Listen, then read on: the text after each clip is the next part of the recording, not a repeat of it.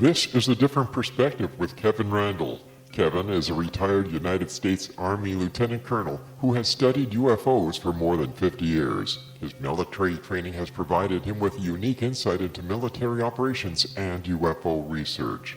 Kevin has investigated many of the most mysterious cases and has been consulted for dozens of documentaries and been interviewed on hundreds of radio and television programs about UFOs.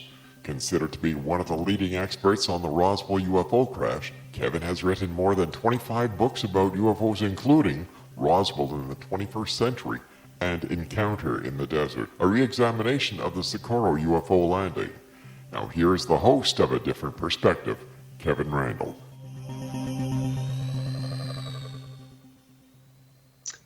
And welcome to this edition of A Different Perspective. I'm Kevin Randle. As promised last week, I'm still here with John Greenwald. I'm going to dispense with reading his introduction. For those of you who would like, listen to last week's program and you'll get that. I will say that his website is www.theblackvault.com, and his book is, and I'm sorry, John, I cannot remember the name of it. Your book is? That's okay. Second book just came out, Secrets from the Black Vault. Secrets from the Black Vault. Okay. And my book, latest book, is The Best of Project Blue Book, which has been up and down on the Amazon bestseller lists. Write a review. Give me some help here. Last week we talked about a little bit about the trouble with MUFON. We talked about Eric Davis and the Tom Wilson controversy. And this week I wanted to talk about AATIP and Lou Elizondo and the continuing controversy about that. And I know, John, you've done a lot of research into that. Give me a brief summary of Lou Elizondo and how all of this came about.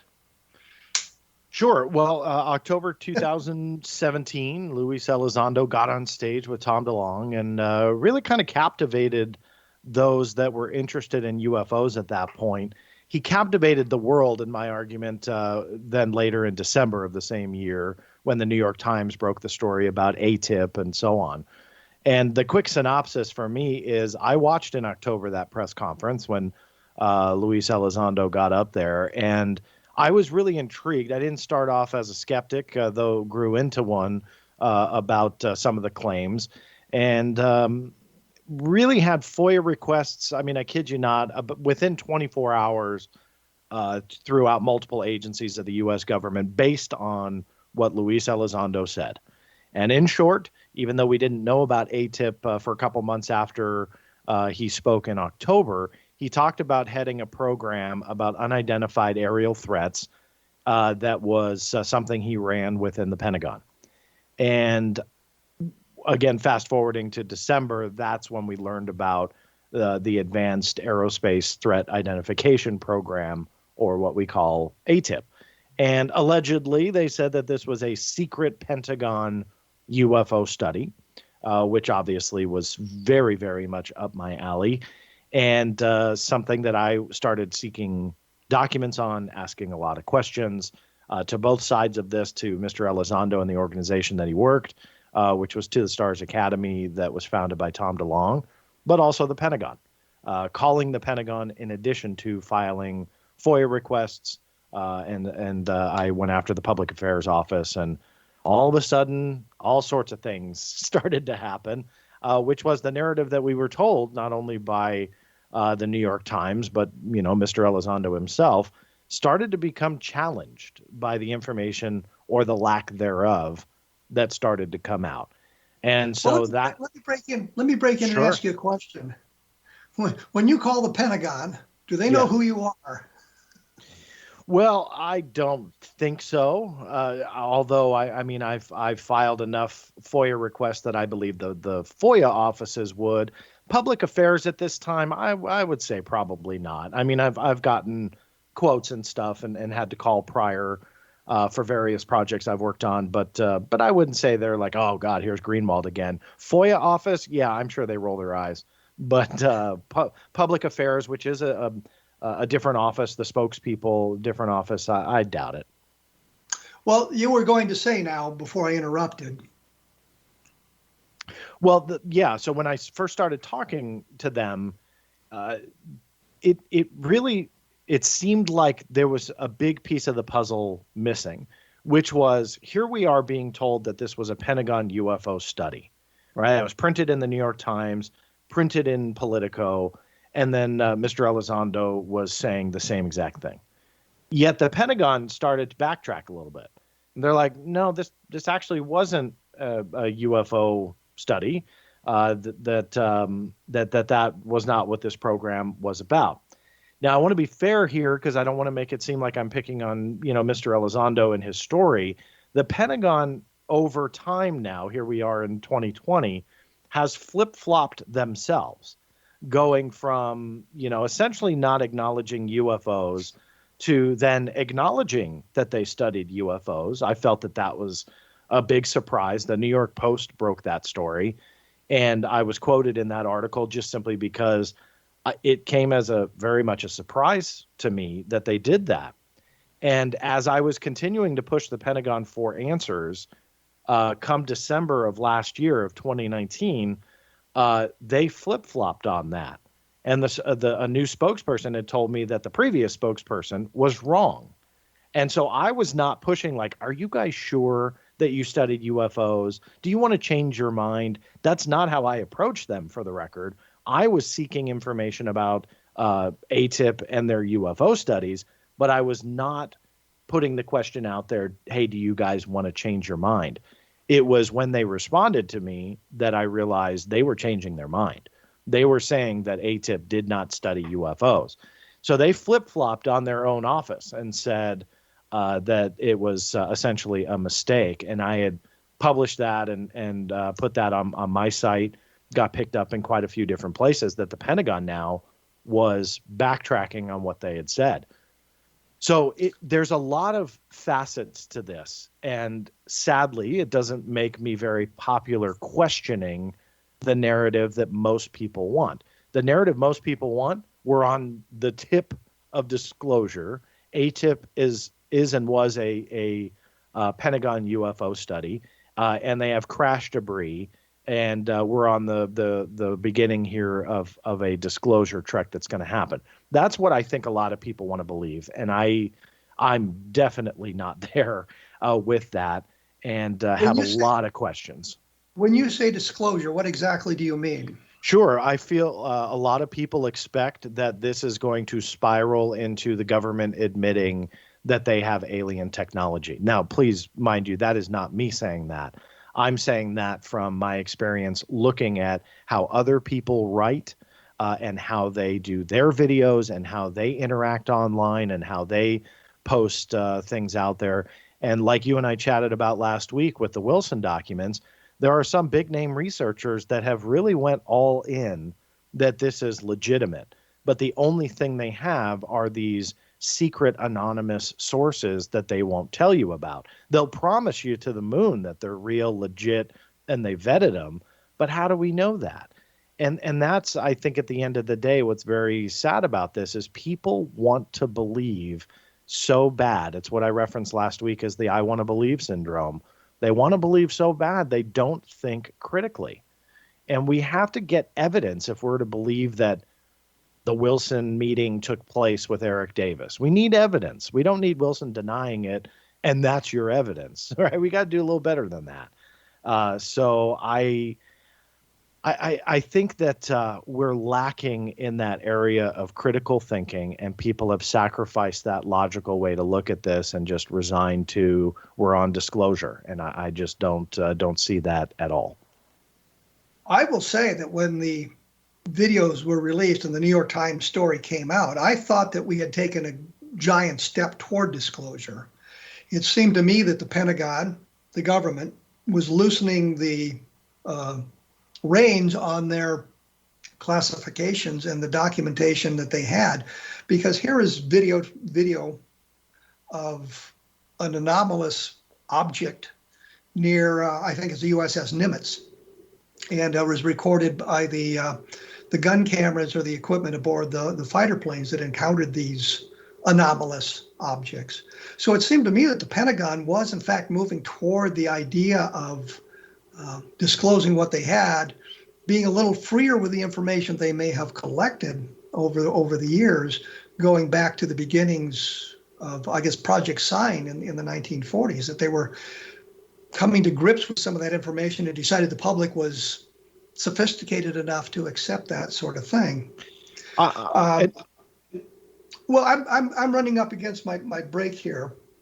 So what I was going to say was we need to explore a little bit more about the AATIP program and when it began, and has there been an ongoing UFO program from Project Sign, even though we're told that periodically these things don't exist, and what you may have found in your documentation, and how all of this relates to what's going on today. John's website, of course, is www.theblackvault.com. Mine is www.kevinrandle.blogspot.com, and I am just absolutely delighted I was able to say that without screwing it up. And as I point out, each week, my latest book is The Best of Project Blue Book, and it does help for people to write reviews of the book or just put down a star rating for the book. It gets other people interested in it, and it helps spread the word, as I see it, the important things that I think are going on in the UFO field. When I come back, we'll be talking with John Greenwald. We'll do a little bit more on the AATIP program, so please stick around.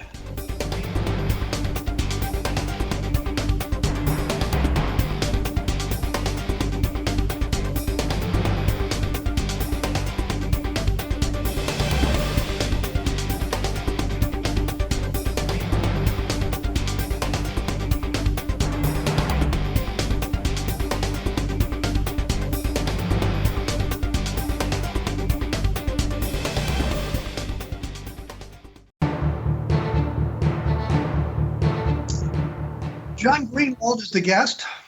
We're continuing our conversations from last week. We were talking about the AATIP program and disclosure, and it kind of generated a question in my mind. How far back does AATIP go? And when we talk about it being a threat assessment program, does that mean it's related strictly to UFOs, or does it encompass other threats that may be out there? Well, what I will say is, how far back does it go? To answer that part of it, on paper anyway, it was, let me see here, 2008, I believe, to 2012 when they pulled the funding. And what I had really tried to dig into was, what did they do? And we know for a fact that it was part of the Defense Intelligence Agency, now that we've dug a little bit more, and was later transferred to the Office of the Secretary of Defense, which is where Mr. Elizondo was. What exactly did it do? Your guess is as good as mine, as good as anybody's. And why I say it that way is it depends on who you want to believe. Now, Mr. Elizondo's side, which I'm not saying is right or wrong, but what he is saying is it was a UFO research program. They looked into these things. Okay, so that's fine. Pentagon saying, no, they didn't look into UFOs at all. Now, some of your audience may bring up those 3 videos that To the Stars Academy released, saying that they were declassified videos. The real quick point I want to make about those videos is that the DoD, the Department of Defense, denied up until a few months ago that they ever released those videos. And I was heavily chastised for bringing that up. But what has unfolded is, what has been revealed, I should say, by Popular Mechanics, and the journalist was Tim McMillan, that there was an Air Force Office of Special Investigation into the leak of those videos and that whole process. And I had uncovered the documents that went along with the internal review, but it never authorized a public release. So what we were told in the New York Times and by other people that were involved, it seemed and appeared to be completely wrong. And when those AFOSI documents came out and published by Popular Mechanics, it specifically said in there, if the DoD knew that the videos, which were the ones from the Nimitz and the Go Fast video and the what they call the gimbal video, if it was told to them that they would have ended up with the media, they never would have granted it. And so there's very much a gray area here on how these things came out. And at this point, it's kind of a moot point because the Navy officially released them a few months ago, and so now they are officially declassified and released to the public. But regardless, that's another aspect to this story that we were not told the complete truth. And whether that's nefarious or not, I'll let your audience decide. But it was, again, yet another thing that we were told that was not accurate. If the documents, the videos were released prior to proper declassification, wasn't that a crime? Well, I got the Navy to admit in writing they were never considered classified, but they were considered for official use only. Now, there was a point within the review process, which these were in documents I got through FOIA, which were the communications between Mr. Elizondo. So it was revealed that he was the one that spearheaded a review of the records, and a component of the DoD called DOPSR, that there was a point where they wanted to make sure that they were unclassified, so they did consider them secret, but that was very much short-lived, and they did determine that since they were filmed on the Nimitz, they were always considered unclassified, and the same was true for all three videos. Now, I got the Navy to admit that in writing. So, no, I don't believe that it was a crime, but as you know, for official use only material does need a review, and that's where DOPSR came in. DOPSR.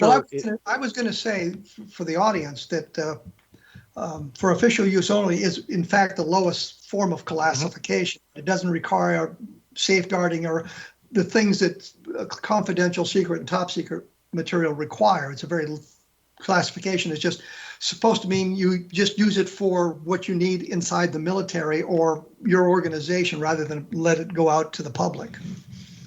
Correct. Yeah. And that's another intriguing aspect to this, which I don't know if you want to get into now, but the fact that if this was really, I don't know, interesting to the U.S. government, that if it was technology, they had zero clue what it was and was part of a secret Pentagon UFO study, I would imagine those videos actually would have been classified. And yet they were not, nor were they ever, according to the U.S. Navy. So that to me is a very intriguing aspect to this, because why wouldn't they be, in a rumored heavily classified program, if these are, what people want to believe as maybe alien technology or something like that? Why would they not be classified at all? And I'm not sure what the answer is, other than maybe the government didn't find them interesting. I really, again, have no idea. So I think at the end of the day, the videos are important because the Navy did officially recognize them as not only real, but release them to the public officially and say that they were unidentified aerial phenomena. I had broken that part of the story in September. That was one of the most viral stories I've ever written, that the Navy had finally acknowledged that the videos depicted what they called UAP. And even though they always said that the videos were never officially released, I was able to get them to comment on it. And I was pretty floored that they did. So back in September of 2019 is when they finally acknowledged that these were UAP. That is an important aspect to this, and one that really kind of remains unexplained. Why would the Navy classify these as such? And why would the Air Force, and still remains, so silent about the whole issue? And so there is this kind of juxtaposition when you look at the Navy, who's been fairly open in the last 12, 18 months, versus the Air Force, and they have like nothing to do with UAPs. So it's a really interesting time we live in the UFO world, and there are still many, many unanswered questions. Well, in your research, did you get any explanation for what the UAPs may have been if they're not extraterrestrial spacecraft, which is really a loaded question now that I think about it? Let me rephrase that and say, did you get any explanation of what the UAPs might have been? Yeah, essentially they're just unidentified vehicles that are encroaching on military assets, whether that be a base or whether that be, the USS Nimitz or the Nimitz Carrier Strike Group. And so they had, the Navy had given an explanation for me that quote unquote defined UAP. And they said it was a term that they had borrowed from the UK. And that always confused me because unidentified aerial phenomena actually goes back to the Blue Book era. So that's nothing new. It's been around for quite a long time. And Joseph Gradisher, who was the spokesperson for the Navy, had, and I'm paraphrasing here, but essentially went into that they were trying to, reduce the stigma. He had said that, I believe, to Time Magazine, if memory serves me well, including myself. And by apparently not saying UFO and saying UAP, all of a sudden that stigma goes away. I laugh about it because I think that's silly. Because in everything we see published about UAPs, they immediately follow it with UFO anyway. So they're just kind of, going along with each other anyway. So changing the term, I don't think is changing anything. But regardless, it's just essentially a UFO. It's something that the Navy recognizes as a potential threat, which I agree with, and that they claim at this point they are investigating those encounters. And they issued guidelines to their fleet about reporting UAPs as they're seen, and then essentially investigating them. And according to them, those investigations will remain classified as a whole. I went after that message as well. I did discover that it was no longer in draft form, which means they did submit it to the fleet, but they did deny me. So I've appealed it. I'm waiting for that appeal, but they consider the entire thing classified.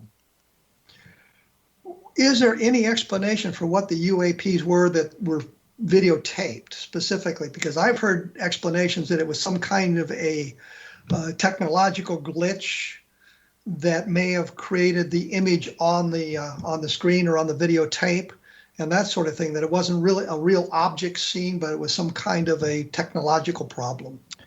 It comes down to who you want to believe. When you're talking about an official word or explanation or even theory, there is none. The Navy would not go on the record and theorize at all. They just essentially said, we consider these unidentified aerial phenomena, period, and that was it. So on an official level, absolutely nothing. And I was really surprised by that because they had an out. They could have easily have said, I don't know, we can neither confirm nor deny, but essentially leading the public to believe that this could have been a classified test that the witnesses on the Nimitz and the Princeton were not aware of, nor did they have a need to know. They could have alluded to that, and that's what I expected this to come out to, and they didn't. On the opposite, they said, we consider them unidentified aerial phenomena. I had pushed the Pentagon about that, saying, okay, could the United States Air Force test a highly classified, let's say, drone against a carrier strike group within the Navy, but essentially not inform the Navy? So therefore, their statements about it being unidentified are technically accurate, but in reality, it's simply highly classified Air Force tech.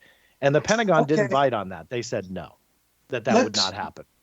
Let's come back to that in just a moment. I got to take a break here. I'm with John Greenwald, he of the Black Vault, and my blog is www.kevinrandle.blogspot.com.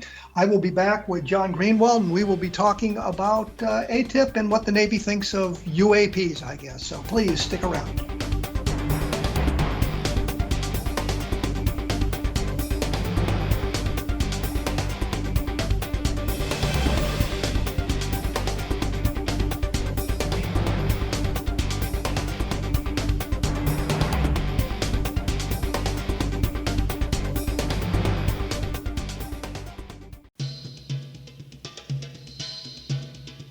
I am joined by John Greenwald. I hesitated there because I was going to say John Greenwald in LA and me in Iowa, but there's really no reason to point that out. When we went away, we were talking about the Navy attitude, I guess, to UAPs. And what struck me, and I'll throw this out there for what it's worth, back in 1952, a Navy warrant officer named Delbert Newhouse took 30 feet of color film of objects over Tremont, Utah. The Navy investigated it at length, analyzed it frame by frame, came to the conclusion that it was internally lighted objects, and gave a speed and a distance for them. The Air Force, on the other hand, said, nah, it was birds. So what I'm thinking here is we have a history of the Navy looking into UFO sightings, and the reason they were involved with this one because it was a Navy warrant officer who took the footage, Delbert Newhouse. And now we have the situation with the Nimitz, and they seem to have been much more open about what they've seen and what they've thought in investigations, and the Air Force keeps coming up with cockamamie explanations. What do you think about all of that, John? That definitely coincides with what's going on today, and that's provable by official records and statements where we already went over some of the statements by the Navy stating, hey, these are UAPs. We don't know what they are. We investigate them and so on. I went after internal Air Force emails because I couldn't get the Air Force to go on the record. And they have now, from a PR standpoint, transferred everybody to the Pentagon to make statements about UAPs. There's one person that is tasked for that, and she is, hate to say it, just near impossible to work with. I have questions seeking statements going back literally about 9 or 10 months now, and they're just not answering anything. But so what I did was I filed FOIA requests for internal emails by the spokespeople within the United States Air Force. Obviously, the intent here was if they're not going to tell me on the record, fine, I'll find out or at least attempt to what they're talking about internally. And to my surprise, I got a ton of stuff. And the attitude within the Air Force was very much we're dealing with drones and UASs or unmanned aircraft systems. And that's what the Navy was referring to, but it got twisted to UFOs and aliens. So they were very internally kind of standoffish a little bit, like, boy, look at how the media is twisting the Navy's words. They meant drones and UASs, and it got twisted. What's really interesting about that, though, is the paperwork internally to get the FLIR, Go Fast, and Gimbal videos reviewed, which again was received under the Freedom of Information Act. Internally, Mr. Elizondo described the videos as drones, UASs, and balloons. Now, why is that? And that's a big question that I don't feel there's an adequate explanation for. And people hate me for bringing it up. But internally, that is exactly how those videos were described when given to DOPSR. And the reason why that's important is, number one, they were unclassified videos. So if you say they're UAPs, that in itself would not be classified. But let's just assume for a moment it was. DOPSR is cleared up to a top secret level to review information. That's what they do. That's verifiable on their website. They have communication methods that are all the way up to their JWIC server, which handles top secret information. So they can handle top secret information.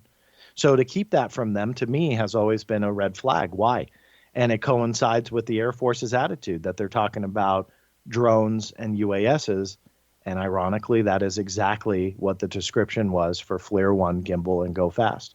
So go figure. I have no idea what that essentially means, but I feel that we should continue asking that question on why those videos were described as such. Well, could the Air Force have been doing something in the area where the Nimitz battle group was that the Air Force hadn't coordinated with the Navy, and the Navy didn't know they were there, and now the rivalry of the services has come to surface? That the Air Force doesn't admit they did this, and the Navy doesn't want to admit they misidentified or should have been able to identify these things as something mundane or terrestrial. Yeah, I feel that scenario is perfectly plausible, and I did push the Pentagon on that very point, that could the Air Force do that? And they said no. So I wasn't giving them an out, but I wanted to know if there was an out, meaning could this have just simply been an Air Force drone that was tested in a real-world exercise against our best pilots and best technology and best instrumentation? What better way to do it than to do it that way and see what the best Navy in the world could deduce from that test? And yet they said that they would not do that. So could they have been misleading me through the spokespeople within the Public Affairs Office? Sure, absolutely. They could very well be doing these tests all the time, keep the Navy, or at least the Navy personnel on the ships, in the dark. and test this highly classified technology. So that is a possibility, and one that on an official level is denied, but in my book, very much a possibility. Are the aircraft that the Nimitz was flying, are they armed all the time? You know? No, as far as I know, no, they were not armed all the time. They were just doing a training exercise with no armament on board. So I mean, they weren't going to a range or anything like that. They were just out getting flight time or practicing formation or whatever they do. When they saw the tic tac, yes. And what's interesting is that they all don't agree. I mean, I'm not in tune with 100% of the witnesses that have come forward on, the Nimitz and the Princeton. But what I can comfortably say is that there are, I would say, what we would call discrepancies between the stories, that some of the stories don't exactly match up. And it seems like there's animosity between those that were on the Nimitz, mainly Commander David Fravor, versus some that were on the Princeton that have come forward. And it's really kind of a bizarre situation that there is that kind of animosity. But regardless, not all the stories are 100% perfectly aligned. And so there could be something to that as well. Well, let me bring up a point of my experience. I noticed in Vietnam, there was an animosity between the flight crews and the ground crews. Mm-hmm. So that there was I guess some kind of problems. I mean, the flight crews were kind of egotistical, and I'll throw myself into that mix because I was part of the flight crews. But the ground crews seemed to resent the flight crews because it seemed like everything was geared toward them. And if you're talking about an aircraft carrier as opposed to a picket ship, I could see where there'd be some animosity, but between the two groups. It's interesting that you bring up that perspective, because that is exactly what I feel is going on. That there is that kind of animosity between the pilot who engaged the tic tac versus what the ground crew was saying on the Princeton. So we don't have a good explanation of what was seen. It may have been a technological glitch. It may have been the Air Force fooling around with a drone. And I won't say that the Air Force did it on purpose. It may be that coincidentally, the Air Force's experiments with their drones penetrated the Nimitz battle group area or something like that. I mean, there's all kinds of things that could be going on there that really has nothing to do with UFOs. And it seems from what you've said just earlier with Alexandro identifying the images on the 3 videos as something other than UFOs, but balloons and whatever, we don't really have a good UFO story going here. Not really. And I think that, again, that descriptor of UASs and drones, which does actually coincide with the biggest skeptical explanation for potentially what they saw during the Nimitz encounter, to me, that's too big of a coincidence to kind of let go. That I think that they really have to kind of hone in on that and rule out highly classified technology. And a lot of people are offended by that. Especially if like I were to bring that up, and people like on let's just say a social media post or one of my videos or interviews or whatever, I bring that up. People are offended because they don't want to think that a military pilot, who likely is one of the best in the world, could mistake a drone or something like that versus a UFO, that it's insulting them somehow. And I don't see it that way. I mean, these men and women who fly are the most highly trained, best in the world. But that doesn't mean that they're privy to 100% of what is being flown or tested on a classified or unclassified level. So there's nothing wrong with saying, let's say David Fravor or whomever saw a drone, but he mistakenly said that it was otherworldly. That's not his fault, and that's not an insult towards him or the military or anything. That's just, he may not have known that we have that technology at the time. You know, a lot of people. or may not have been aware of the configuration of those drones, so it looked like something that was unusual to him. He is not aware of what it looked like or That's what right. they looked like, and the Air Force is experimenting with something like that. We're going to have to take a break here. The website is www.theblackvault.com. Mine is www.kevinrandle.blogspot.com. And I should mention there are some other great programs about the paranormal on the X-Zone Broadcast Network, or as we like to say in Canada, the xzbn.net. So take a look at the listings at the X-Zone website. Just scroll on down, and I'm sure you'll find something that will be of your interest. I will be back in just a moment with John Greenwald, and we will be talking a little bit more about AATIP and what the air crews of the Nimitz may have seen. So please stick around.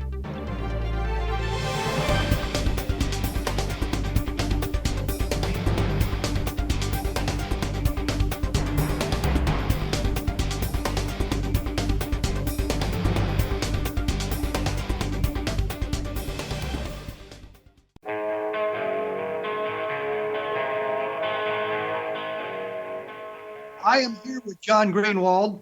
We're talking about the AATIP program, disclosure, the Nimitz battle group, a lot of different things here.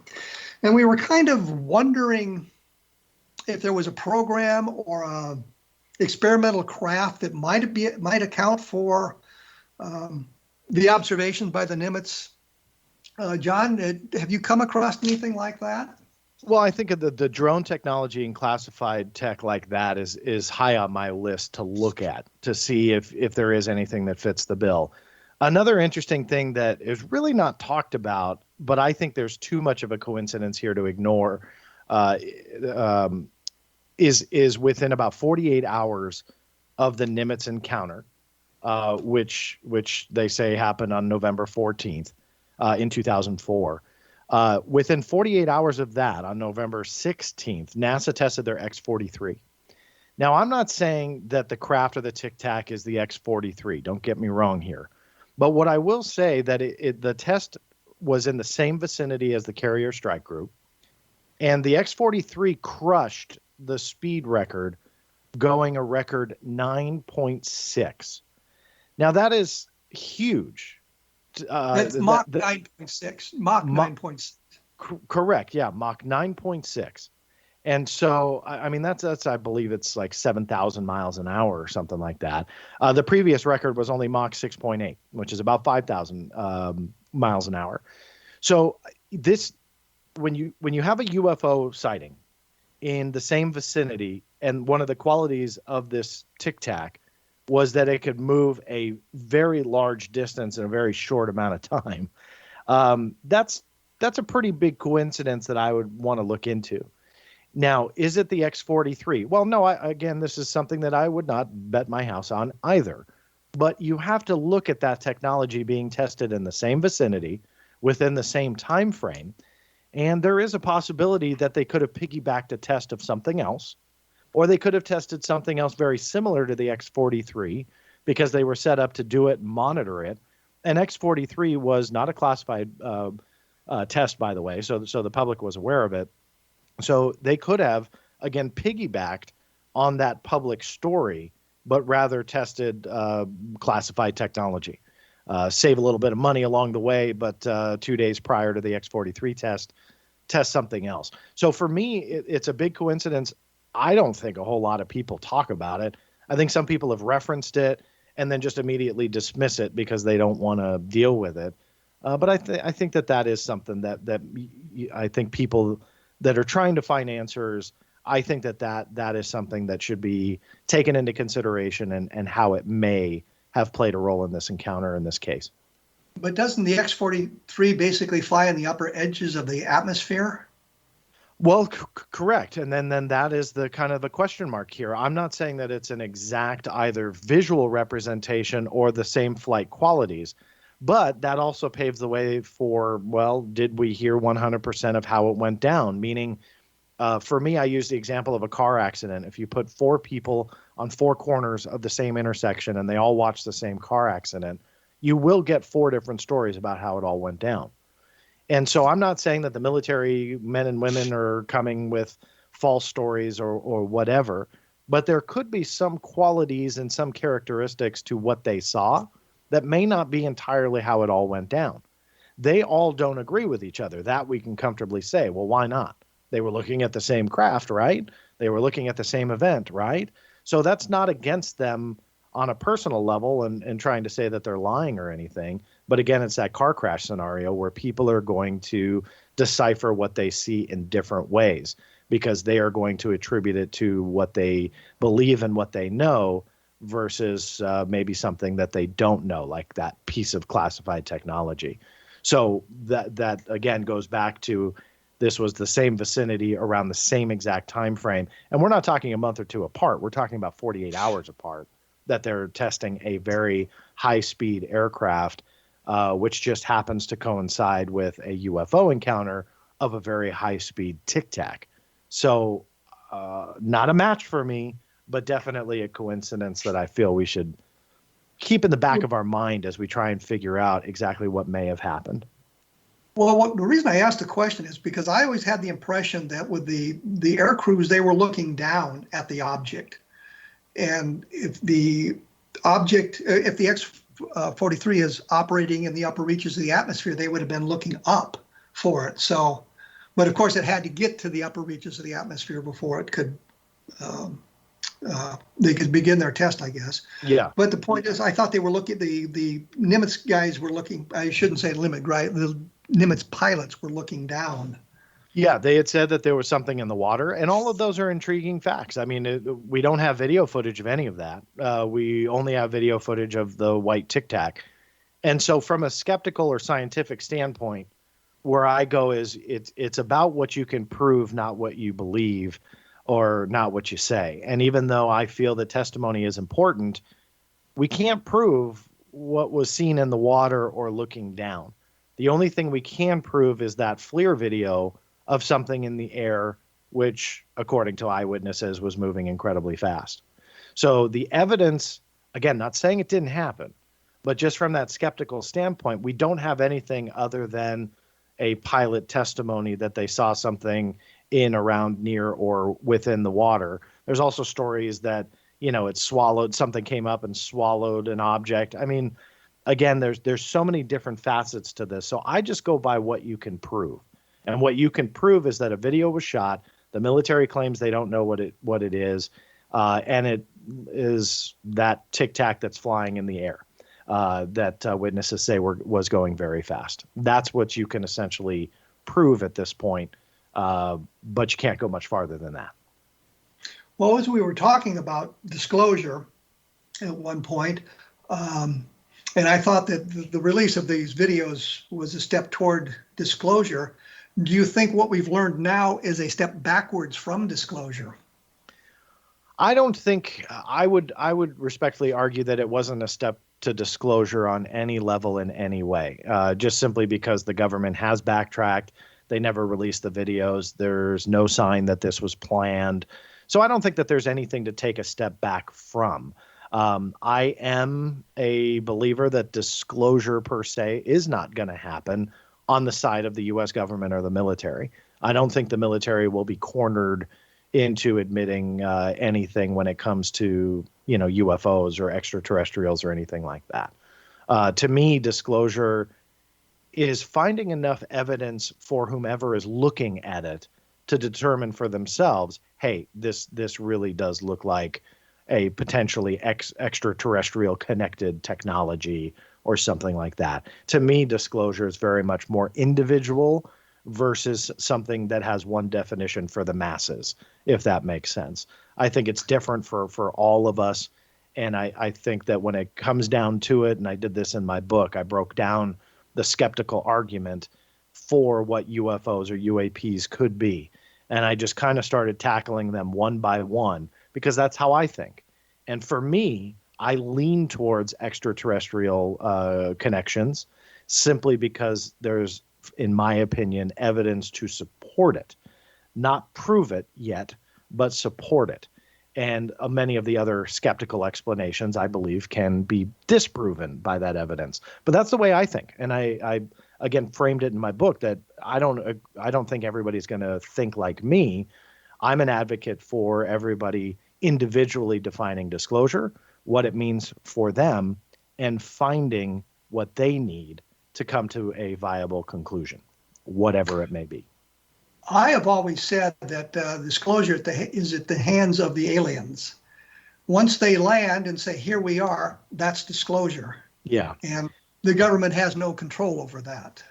But I'm like you. I lean toward the extraterrestrial, but I take a look at the evidence and see what the evidence tells me about specific sightings. Is this a good sighting, or is this something that is easily explained in the mundane? Somebody just made a misperception of some kind. So yeah, that's kind of where I think we're on the same wavelength at that point. Yeah, it sounds like it. And I think what a lot of people don't consider is not only what the evidence can show you, but also what the evidence doesn't show you. And that's an important aspect to answering this question that I think a lot of people ignore, that there is evidence to support certain things, but there's also evidence that doesn't support certain things. And people want to kind of dismiss that. A prime example is, why does the documentation describe those videos as drones and UASs? You know, I mean, that evidence shows that we have a definition for something, but people often dismiss that and then just lean on, hey, this is UFOs, we're going to disclosure with it.